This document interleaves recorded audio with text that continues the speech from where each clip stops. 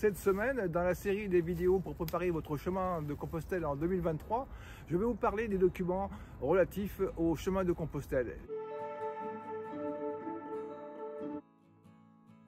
Bienvenue à toutes et à tous sur la chaîne Robins Camino, la chaîne, comme vous le savez, dédiée au chemin de Compostelle. Il y a vraiment un document important pour le chemin de Compostelle, il s'agit de la crédentiale ou le carnet du pèlerin. Ce document vous est indispensable pour faire votre chemin de Compostelle, notamment pour faire tamponner chaque étape dans votre crédentiale, sur votre crédentiale. Cette crédentiale ensuite vous servira ultérieurement à vous faire délivrer le certificat de distance et la Compostela au bureau des pèlerins de Saint-Jacques de Compostelle à votre arrivée à Santiago. Cette crédentiale, vous pouvez la retirer notamment pour le chemin français ou pour le Puy. Vous pouvez la retirer auprès de l'association des Amis du Chemin de Saint-Jacques de Compostelle. Vous commencez à Saint-Jean-Pied-de-Port, vous pouvez la retirer au bureau des Amis du Chemin de Saint-Jacques. Le coût de la crédentiale est d'à peu près 2 €. On vous remettra également la liste de toutes les auberges sur le Camino français. Voici donc le carnet de pèlerin de Saint-Jacques. Et voilà donc ce carnet ou crédential avec les tampons portés à chaque étape jusqu'à l'arrivée à Saint-Jacques de Compostelle. Alors, je vais vous rassurer sur un phénomène qui se passe, c'est-à-dire que les 100 km, les derniers 100 km avant l'arrivée à Saint-Jacques de Compostelle, il y a certaines personnes qui disent qu'il faut faire 2 tampons par jour. Dans les derniers 100 km, il n'est pas du tout nécessaire de faire tamponner votre crédentiale 2 fois par jour, étant donné que ce n'est pas obligatoire. Elle sera après donc regardée au bureau des pèlerins pour vous délivrer la Compostela et également le certificat de distance. Pour bénéficier donc d'un hébergement à bas prix, vous devez donc à chaque auberge municipale en Espagne montrer votre carte d'identité ou votre passeport ainsi que la crédentiale.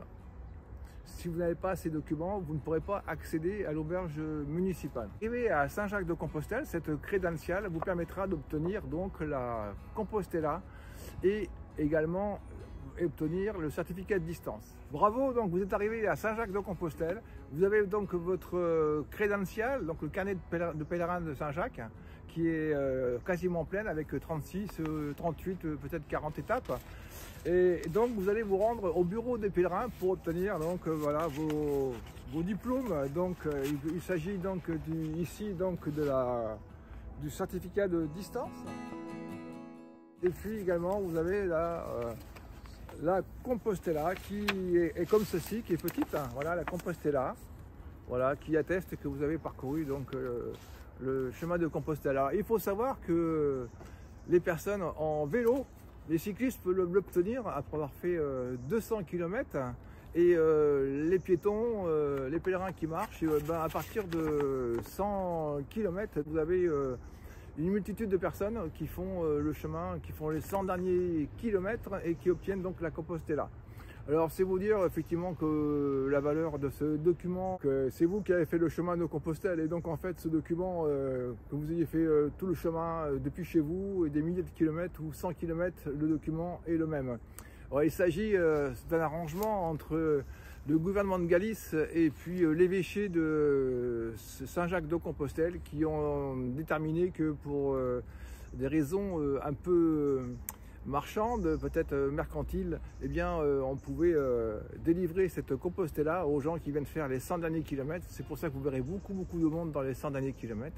Et également pour les cyclistes, il suffit qu'ils fassent les 200 derniers kilomètres. Donc voilà, donc la Compostela, comment c'est fait.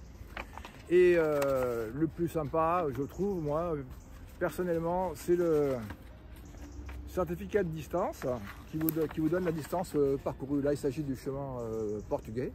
Mais pour chaque chemin, nous sommes allés, nous, au bureau des pèlerins, chercher notre Compostela et notre certificat de distance. Et donc, moyennant quelques euros, vous aurez donc ces documents et vous pourrez les mettre après, les ranger dans le rouleau dans le sac. Donc l'accès au bureau des pèlerins donc, se fait par la rue que je vous montre à l'écran, donc tout proche de la cathédrale, donc à 5 minutes. Vous trouvez donc le bureau des pèlerins qui a été donc tout à fait réhabilité il y a quelques années il y a 3 ans à peu près.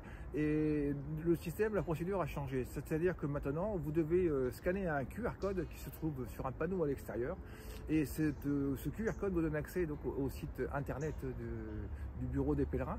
Là, vous rentrez votre identité, également votre point de départ, et vous allez obtenir un numéro.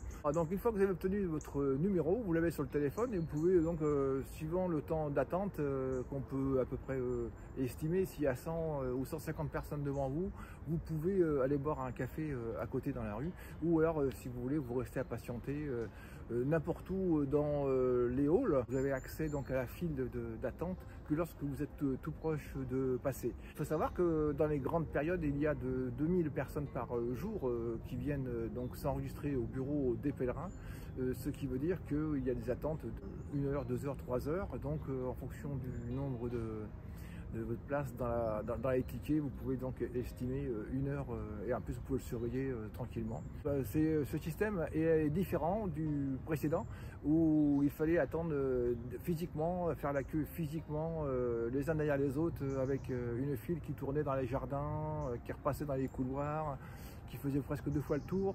Donc c'était vraiment galère, il fallait attendre des heures et des heures pour passer. Là, en fin de compte, vous prenez un ticket et après vous pouvez tranquillement vous promener et puis surveiller votre temps de passage, votre ticket de passage, et puis et après donc ça se passe très bien.